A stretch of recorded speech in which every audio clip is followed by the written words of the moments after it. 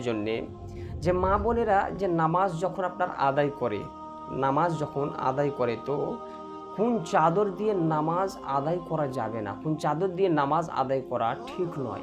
জি, মার্কেটে আজকাল এমন আপনার এখন চাদর বের হয়েছে আপনার পাতলা পিনপিনে যে চাদরগুলো আপনার মানে যখন চাদর আপনার গায়ে দেয় তখন আপনার চুল-টুল সমস্ত কিছু আপনার চুল-টুল আপনার দেখা যায়।